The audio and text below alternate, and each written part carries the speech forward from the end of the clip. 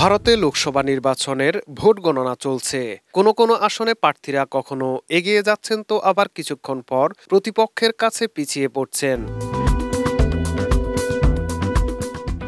গণনা শুরু হওয়ার ৩ ঘণ্টা পর তাই প্রভাবশালী প্রার্থীদের বেলায় কে জিততে চলেছেন তা নিশ্চিত করে বলা কঠিন। তবে বুথফেরত জরিপে নরেন্দ্র মোদীর নেতৃত্বাধীন এনডিএ জোটের যে জয়জয়কারের কথা বলা হয়েছিল, পরিস্থিতি সেদিকে যাচ্ছে না সেটা বলা যায়। এ পর্যন্ত পোস্টাল ব্যালট এবং ইভিএম এর ফলাফলে দেখা যাচ্ছে কংগ্রেস ও তাদের জোট ইন্ডিয়া তুলনামূলক ভালো অবস্থান ধরে রাখতে পেরেছে।